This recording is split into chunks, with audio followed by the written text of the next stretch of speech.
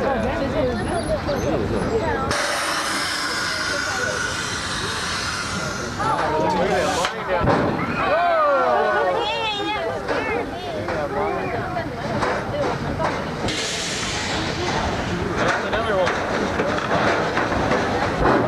making our way out of the Red Sea. And take a look off to the driver's side of the tram. You see these large black plastic bags. These are set pieces we call flats. Now, when we're done with the production, we break down the sets into smaller pieces called flats. We cover them with black plastic, and we just store them in this area until we need them again. You can pretty much tell what the productions are by reading the spray paint on the fronts of those bags. Those bags that say Simpson's House are for Child's Play Part 2, the sequel to Child's Play. You remember that movie starred Chucky the Killer Doll? Well, they're making Child's Play Part 2 right now. We just finished it a couple of weeks ago. Looks like we have some people from American Gladiators off to the driver's side of the tram. And right now we're going to take you through our recreation of Europe. We call this Little Europe. It was built back in 1929. It was used as Germany for All Quiet on the Western Front, as starred Lou Ayres. But really, this could be any country in Europe we want. We simply change the language on the fronts of these store windows. For example, you see these signs right now are in Italian. That's because recently Murder, She Wrote was using this part of our lot as Sicily. Once again, all those people you see are from American Gladiators, that television show. Actually, this has been almost every country in Europe you can imagine. It was Germany for All Quiet on the Western Front. It was France for Rich Man, Poor Man, that early miniseries starring Mick Nolte and Peter Strauss. But have your cameras ready one more time, because as we make this turn on my side of the tram, we have one of the most historic parts of the Universal Backlot.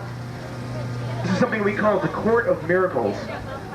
Named after The Miracle Man, the movie that starred Lon Chaney back in 1919, but more famous for all the classic horror films that were filmed here. Movies like Frankenstein with Boris Karloff, Dracula with Bela Lugosi, The Hunchback of Notre Dame with Lon Chaney, and The Wolfman with Lon Chaney Jr. were all filmed right here in the Court of Miracles. As a matter of fact, you see that large open archway towards the back? That's where the Frankenstein monster first appeared in the original Frankenstein. That was back in 1931. Well, move up so we can see it. Now, down through the years, Universal Studios, as I mentioned at the beginning of the tour, has always been famous for its horror movies. And we're working on a couple of new horror movies right now. As a matter of fact, we just released a movie last Friday called The Guardian, which is a horror movie by the director William Friedkin, the man who did The Exorcist back in the 1970s. I just mentioned a few minutes ago that we just finished up Child's Play Part 2 with Chucky the Killer Doll. Well, we're also getting ready to film Psycho 4 with Anthony Perkins. We're not going to film it here, though. Psycho 4 is going to be a little bit different. When we get up to the Psycho House a little bit later on today, I'll tell you a little bit more about that production. It's kind of interesting what they're doing to that film. 8.3. Please, anything but Amity Island. We know, folks, it's Sunday, and I think I read somewhere that sharks don't feed on Sundays, so there's nothing to worry about. Because look, George is out there fishing. Certainly George would not be fishing in his boat if there was a real-life shark. What are you guys pointing at? What are you doing? Aha! You spotted him, didn't you? There he is. The great white shark is coming right for George the fisherman. Somebody has got to warn that guy. Somebody get his attention. Quick, yell, save his life, do anything you have to. Yeah, well, thanks. Good effort, thank you. He's dead now. George is now a shark sandwich. It's too late to help him. Maybe we should concentrate on helping ourselves. You see that flotation device on the end of the pier? It's baited and hooked, just waiting for that shark to take a bite. Yeah, we got him this time. He took the bait. Oh, he took the pier, too.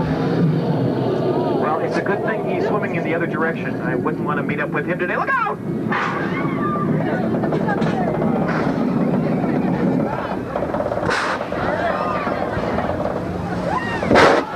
Movie set in all of Hollywood.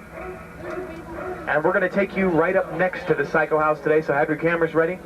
Actually, if you want a real good view of the Psycho House, look off to my side of the tram as we make this turn, because there it is, exactly the way it appeared to Marion Crane when she first came here in 1960. Excellent picture-taking opportunity at the Psycho House. And look at that window with the red curtain. Take a close look at that window as we pass around it. I think Mama Bates is up there today.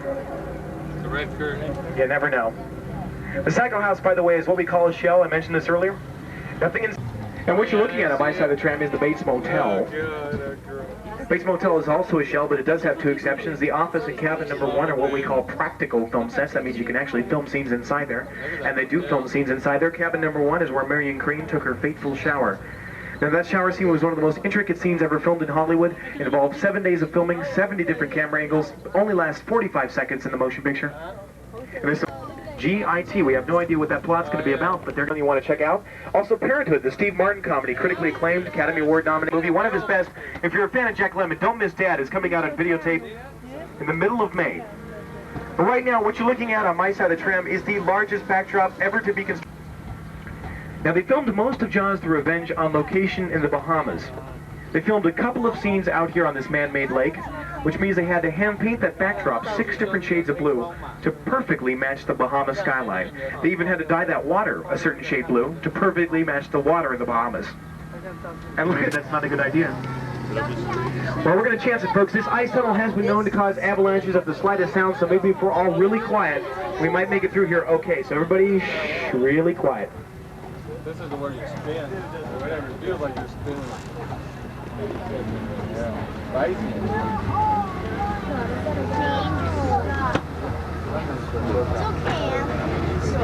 No, it's not.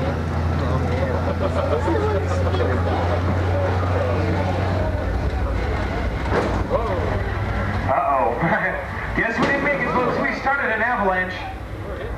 Oh, boy. Well, you know, if this makes you feel dizzy for any reason, tough luck, because we are going to spin it the other way as well to make you feel twice as dizzy. There you go. Now, if this really starts to bother you, just close your eyes. Close your eyes, click your heels 3 times, and repeat after me, there is no place like home.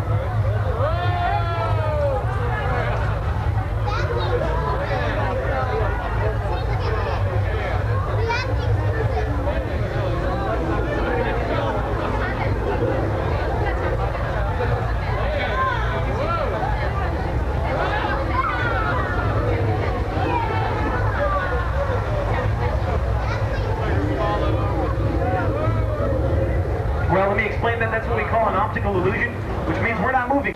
If we have any Batman fans out there in the distance, you see those tan buildings. That is Warner Brothers Motion Pictures, the headquarters of Batmania. You can see the Batman logo still painted on the side of Warner Brothers.